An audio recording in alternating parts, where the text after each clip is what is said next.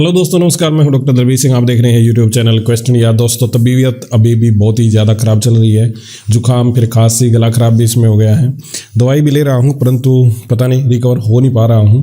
आज के लिए भी मुझे माफ़ करना, क्योंकि मैं स्टार्टिंग में बोल नहीं पाऊंगा। मैं यहीं से शुरू कर रहा हूँ, सीधा का सीधा। ये 77 वैकेंसी हैं, और यहाँ पर यदि आप देखोगे तो बड़ी इंपॉर्टेंट चीज़ मैं आपको बताऊँगा। 77 जो वैकेंसी हैं असिस्टेंट प्रोफेसर की हैं, स्टेट गवर्नमेंट ऑफ हरियाणा में हैं, यूनिवर्सिटी की हैं। यूनिवर्सिटी के बारे में बात करेंगे कि कौन सी यूनिवर्सिटी के अंदर हैं। तो ये 77 पोस्ट तो ये हैं, इसके साथ में 5 पोस्ट और भी हैं, यानी कि टोटल ये 82 पोस्ट हो जाएंगी। उनके बारे में बात करेंगे। तो स्टार्टिंग में यहाँ पे सब्जेक्ट दे रखे हैं, आप जैसा देख रहे हैं कि botany, commerce, computer science, director of distance education, economics, electronic science वगैरह, यहाँ पे काफ़ी सारी पोस्ट हैं। यहाँ पे दूसरी तरफ आप देखोगे ना तो नंबर ऑफ पोस्ट दे रखे हैं कैटेगरी वाइज, ये यहाँ पे मेंशन कर रखा है। और यदि आप इसको चाहें तो इसको आप डाउनलोड भी कर सकते हैं, नहीं तो इसकी PDF मैं डिस्क्रिप्शन लिंक में नीचे इसकी प्रोवाइड कर दूंगा, वहाँ से भी आप यहाँ पे देख सकते हैं। यहाँ पे जैसे लॉ की है, microbiology, Punjabi, philosophy, physical education, physics, political science, public administration, संस्कृतन, आइडियोलॉजिकल स्टडीज़ की ये कई सारी पोस्ट यहाँ पे अवेलेबल हैं। इससे नीचे भी है, यदि आप नीचे देखोगे तो थोड़ा सा और यहाँ पे मिलेगा आपको। और ये दे रखे हैं कुछ और पोस्टें, जैसे संस्कृत, पाली और प्राकृत की हैं, सोशल वर्क की हैं, स्टेट एंड OR की हैं, टीचर ट्रेनिंग रिसर्च की हैं। ये कई सारी वैकेंसी हैं। यदि आप टोटल वैकेंसी की बात करोगे तो यहाँ पे नीचे मेंशन कर रखा है, और टोटल वैकेंसी ये आपके सामने आ जाती है 77। उसके बाद में 5 वैकेंसी और भी हैं, और ये 5 वैकेंसी कौन सी हैं? यहाँ पे इंस्टीट्यूट ऑफ लॉ के अंदर हैं, 2 जनरल की, एक BCA की, एक SC की और एक EWS की। ये पोस्ट कोड दे रखे हैं। यहाँ पे आप कंफ्यूज मत हो जाना कि ये आपकी वैकेंसी है, ऐसा कंफ्यूजन में मत आप चले जाना। अब मैं थोड़ा सा ऊपर लेके चलता हूँ, आपके मन में होगा कि कौन सी यूनिवर्सिटी है, उसके बारे में थोड़ा सा डिस्कस करते हैं। यहाँ पे दोस्तों ये आप देखिए लोगो, ये कुरुक्षेत्र विश्वविद्यालय यानी कि KUK जिसको हम शॉर्ट में बोलते हैं, कुरुक्षेत्रा यूनिवर्सिटी, कुरुक्षेत्रा की बात कर रहे हैं। ये A ग्रेड यूनिवर्सिटी है, हरियाणा की है, सबसे पुरानी है, 1956 एक्ट के तहत है। और हरियाणा जो बना था ना वो 1966 में बना था। ये यूनिवर्सिटी उससे भी पहले की है। अब थोड़ा सा आगे चलते हैं, और मैं यहाँ पे वो दिखा रहा हूँ नोटिस, जिसके अंदर मेंशन कर रखा है 77 असिस्टेंट प्रोफेसर की वैकेंसी हैं, 5 आपकी लॉ डिपार्टमेंट के अंदर यहाँ पे वैकेंसी दे रखी हैं। फिर आगे चलते हैं। डेट बहुत इंपॉर्टेंट है। अभी आज जो डेट है, मैं 3 फरवरी को रिकॉर्ड कर रहा हूँ। यहाँ पे टाइमलाइन बता रखा है आपका कि 4 फरवरी को आपके सामने आ जाएगा वगैरह, परंतु 3 को ही हमारे पास आ गया, तो मैं 3 को इसको रिकॉर्ड कर रहा हूँ। ओपनिंग डेट इसकी है 7 फरवरी 2022 को, यानी कि जिस दिन से आप ऑनलाइन फॉर्म अप्लाई कर पाएंगे वो 7 फरवरी 2022। क्लोजिंग डेट है इसकी 28 फरवरी 2022, यानी लगभग आपके पास 21 दिन का टाइम यहाँ पे मिलेगा। नीचे यदि आप बात करेंगे, कुछ नोट वगैरह दे रखे हैं, इनको पढ़ना चाहो तो आप पढ़ लो, हमारे कोई काम के नहीं है तो हमने इसको स्किप कर दिया। ये वैकेंसीज हैं, इनके बारे में हम बात कर चुके हैं, ये आपको मैं दिखा चुका हूँ। यहाँ पे इंस्टीट्यूट ऑफ लॉ के बारे में दिखा चुका हूँ, ये हमारे काम की नहीं है। ये है इंपॉर्टेंट चीज़ हमारे काम की। यहाँ पे दोस्तों दे रखी है आपकी फीस। जनरल कैटेगरी के लिए आपकी फीस है 2000 रुपये। फीमेल कैटेगरी यदि जनरल हरियाणा की है तो 1000 रुपये है। और कैंडिडेट SC, BC या BCW और EWS के लिए हरियाणा स्टेट के लिए केवल 500 रुपये है। डिफरेंट एबल्ड स्टूडेंट या फिर कैंडिडेट, उनके लिए जो हरियाणा के हैं उनके लिए नील फीस है, किसी प्रकार की कोई भी फीस उनको नहीं देनी पड़ेगी। रिफंड वगैरह है, वगैरह वगैरह की आपकी फ़ीस रिफंड हो जाएगी। ये सब बकवास है, इनको पढ़ने की कोई खास ज़रूरत नहीं है। जो इंपॉर्टेंट चीज़ है वो यहाँ पे देखती है। एलिजिबिलिटी आपकी दिखेंगे अपेंडिक्स 1 से लेके 5 तक। मोड ऑफ सिलेक्शन आपका कैसे होगा वो भी आगे नीचे है, उसके बारे में बात करेंगे। यहाँ पे कुछ इंपॉर्टेंट इंस्ट्रक्शन दे रखे हैं टीचिंग पोस्ट के लिए। तो दोस्तों, क्या आप इंपॉर्टेंट इंस्ट्रक्शन पढ़ते हो टीचिंग पोस्ट के लिए? देखिए, यदि आप पढ़ना चाहते हैं तो पढ़ ले, मैं इस पर टाइम खराब नहीं करूँगा। ये बहुत सारे इंपॉर्टेंट इंस्ट्रक्शन है, परंतु मैं सलाह आपको यही दूंगा कि ये आपको पढ़ लेने चाहिए। और ये इंपॉर्टेंट इंस्ट्रक्शन थोड़े नहीं है यार, ये तो बहुत ही ज़्यादा है, बहुत ही ज़्यादा। अभी ख़त्म नहीं है, अभी भी 3-4 पेज और मिलेंगे इसके, 41-43 तक ये हैं। तो इनको आप पढ़ सकते हैं यदि आपके काम के हैं, स्क्रीन पॉज करके, नहीं तो आप उसको डाउनलोड कर लेना लिंक से सीधा। यहाँ पे कैंडिडेट वो हैं, उन सर्टिफिकेट देना उन कैंडिडेट्स को जिन्होंने, मतलब क्या है, एक सिंपल सी बात है कि क्या सिलेक्ट हो गया इसमें। ये नोटिस है दोस्तों उन कैंडिडेट्स के लिए जिन्होंने PhD प्रोग्राम में रजिस्ट्रेशन किया था जुलाई 11, 2009 से पहले। ये सर्टिफिकेट उनको देना है, तो सर्टिफिकेट की जो कंडीशन है आपको ये यहाँ पे देनी होंगी। इसके बाद में थोड़ा सा नीचे आप चलेंगे तो ये दे रखा है कि जिन्होंने 2009 के बाद में अप्लाई किया था, यानी कि 2009 में जो कैंडिडेट रजिस्टर्ड हुए थे 2009 के बाद, उनके लिए ये सर्टिफिकेट यहाँ पे दे रखा है।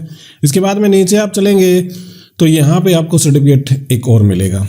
ये बड़ा इंपॉर्टेंट सर्टिफिकेट है, इसको स्किप मत करना। ये बड़ी काम की चीज़ है कि जिन कैंडिडेट्स ने PhD कर रखी है सिंघानिया यूनिवर्सिटी से, एलएम यूनिवर्सिटी सिक्किम से, मानव भारती यूनिवर्सिटी हिमाचल प्रदेश से, विनायक मिशन यूनिवर्सिटी सिक्किम से, ग्लोबल ओपन यूनिवर्सिटी नागालैंड से और विनायक मिशन यूनिवर्सिटी सेलम तमिलनाडु से। उनको यदि बेनिफिट लेना है तो ये वाला सर्टिफिकेट उनको भरना होगा और ये प्रॉपर अथॉरिटी से authorize signature of the concern university, यानी कि वहाँ से आपको सिग्नेचर करवा के लाने होंगे। फिर है उसके बाद में बैकवर्ड क्लास का सर्टिफिकेट है, ये ब्लॉक ए, ब्लॉक बी, ये सब सारा कुछ आपको भर के देना होगा यदि आप किसी बैकवर्ड क्लास के लिए क्लेम करते हैं तो यहाँ पे इशूइंग अथॉरिटी सील वगैरह यहाँ पे लगानी होगी। फिर है no objection certificate. No objection certificate जो गवर्नमेंट जॉब के अंदर है उनको नो ऑब्जेक्शन सर्टिफिकेट यहाँ पे देना होगा और ये किसके द्वारा देना होगा? हेड ऑफ डिपार्टमेंट के द्वारा। ये signature head of department, organization address, contact number, इस प्रकार से नो ऑब्जेक्शन सर्टिफिकेट भी आपको देना होगा। एलिजिबिलिटी क्वालिफिकेशन बड़ा इंपॉर्टेंट है और यहाँ पे अलग अलग ये लिख रखी हैं एक किस किस कैटेगरी के लिए कौन सी क्वालिफिकेशन है, तो अलग अलग आप देखें। यहाँ पे जो चीज़ है ना वो बड़ी इंपॉर्टेंट है और उसको आपको समझना ही होगा। पहली बात है गुड एकेडमिक रिकॉर्ड की डिमांड की है। गुड एकेडमिक रिकॉर्ड होता है 55%, आगे थोड़ा सा चल के गुड एकेडमिक रिकॉर्ड को हम बता देंगे। फिर उसके बाद में है नेट क्वालिफाई आपका होना चाहिए। यदि आपने PhD कर रखी है 2009 के नॉर्म्स के अनुसार कर रखी है तो भी आपको छूट मिल जाएगी नेट के लिए, नहीं तो नेट यहाँ पे कंपलसरी है। रिलैक्सेशन मिलती है उन कैंडिडेट्स के लिए जो शेड्यूल कास्ट, शेड्यूल ट्राइबल या डिफरेंट एबल्ड हैं, 5% की यहाँ पे रिलैक्सेशन उनको मिलती है। इसके बाद में 5% की छूट उन्हें भी मिलती है जिन्होंने अपनी 1991 से पहले PhD यदि कर रखी है तो उनको 5% की भी यहाँ पे छूट इत्यादि मिल जाती है। उसके बाद में आप देखोगे तो नॉर्मल सी बात है, यहाँ पे जिन्होंने 2009 के तहत अपनी PhD सबमिट करी है तो उनके लिए कुछ कंडीशन दे रखी हैं ये वाली, ये इनको पूरी करनी होगी और मोस्टली पूरी करे मिलते हैं, नहीं करे मिलते तो फिर उनको अप्लाई करने का यहाँ पे कोई फ़ायदा है नहीं। अब बात करते हैं गुड एकेडमिक रिकॉर्ड की। ये क्या है दोस्तों? गुड एकेडमिक रिकॉर्ड को समझिए। यहाँ पे आप देखिए कि for determining good academic record candidate should either have the 55% marks in 2 of 3 examination. मतलब क्या है? मास्टर डिग्री के अलावा 10वीं, 12वीं और BA या BSc, BCom कुछ भी आप कहें, इन तीनों के अंदर में से 2 कोई भी आपके पास 10वीं हो, 12वीं हो या 12वीं या BA हो या फिर 10वीं और BA हो, ऐसी सिचुएशन के अंदर 55% मार्क्स आपके होने चाहिए। ये है यहाँ पे मोटे तौर पे कंडीशन। और यहाँ पे 50% marks of the each of these 2 examination separately, परंतु इन 2 के अंदर 50% भी जरूर होने चाहिए। आप 55% की 2 में एवरेज तो होगी परंतु एक में 50% मार्क्स होने चाहिए, तब आपका गुड एकेडमिक रिकॉर्ड यहाँ पे आएगा। यहाँ पे कुछ छूट दे रखी है, जैसे कैंडिडेट हैविंग 55% और above marks in MA, MSc, LLM in relevant subject और PhD भी है, यानी कि 55% मार्क्स उसने MA, MSc में ले रखे हैं और फिर PhD भी उनके पास है, तो गुड एकेडमिक जो क्राइटेरिया है, रिकॉर्ड है, तो वो यहाँ पे अप्लाई नहीं होगा। और दूसरे में क्या लिखा है? कैंडिडेट्स के पास 55% मार्क्स और MPhil है, तो क्या होगा? 50 marks in 1 lower exam, BA, final, prep या 10 जमा 2 और मैट्रिक, तो उनमें से एक में 50 हों। फिर उसके बाद में एक और कंडीशन है, या फिर क्या होना चाहिए? Candidate obtain first class first in university in the relevant subject, तो उसमें भी 50 की मार्क्स की कंडीशन यहाँ पे आ जाएगी। गुड एकेडमिक रिकॉर्ड को आप अच्छी तरह से समझ गए होंगे। फिर भी आपका कोई क्वेश्चन हो तो कमेंट सेक्शन के अंदर आप पूछ लीजिए, मैं और उसको एक्सप्लेन अच्छे ढंग से कर दूंगा। तो वैसे कोई दिक्कत आपको मुझे नहीं लगता कि इसके अंदर आएगी, फिर भी आती है तो आप कमेंट जरूर करना। नीचे चलते हैं और नीचे बस CGPA वगैरह डिफाइन कर रखा है और ये फिर कोड नंबर 6 आता है, और बाकी इसके अंदर सब बकवास है और कोई चीज़ नहीं है। एकेडमिक क्वालिफिकेशन की बात करें तो लगभग सारा का सारा सामान है। हम चलेंगे यहाँ पे बिल्कुल लास्ट पेज पे, और लास्ट पेज पे जब आप देखोगे तो एक इम्पोर्टेंट चीज़ है, और वो इम्पोर्टेंट चीज़ क्या है कि आपका API स्कोर किस प्रकार से निर्धारित किया जाएगा। API स्कोर के लिए दोस्तों इस वीडियो को ना मतलब आप लाइक ज़रूर करना और हमारे वीडियो को शेयर भी कर देना और चैनल को सब्सक्राइब भी आप ज़रूर कर देना। मैं तो यही कहता हूँ, चैनल को सब्सक्राइब करना आप प्लीज़ मत भूलिएगा। और मैं अपनी स्कल आज दिखा नहीं पाया क्योंकि मैं बीमार हूँ काफ़ी, तो सेविंग वगैरह भी नहीं की है, तो एक रीज़न है, बाकी और कोई रीज़न नहीं है। गला ख़राब है परंतु फिर भी आपके लिए, और मैं कहूँगा कि आपके लिए, मेरे लिए भी मैं काम कर रहा हूँ। तो मिनिमम API स्कोर क्या है? मिनिमम क्वालिफिकेशन API स्कोर के अंदर यहाँ पे जो सिलेक्शन कमेटी क्राइटेरिया वेटेज है वो 100 नंबर का है। इसमें academic record research performance 50 number की है, 40 आपका एकेडमिक रिकॉर्ड की और 10 आपके रिसर्च परफॉर्मेंस की। फिर उसके बाद है टीचिंग स्किल और डोमेन नॉलेज की 30% है, डोमेन नॉलेज है जो 25%, टीचिंग स्किल यहाँ पे 5%। इंटरव्यू के आपके हैं 20% मार्क्स, टोटल आपके 100% हो गए। अब थोड़ा सा क्राइटेरिया और नीचे डिफाइन कर रखा है कि फार्मूला ऑफ द मार्क्स कैसे होगा।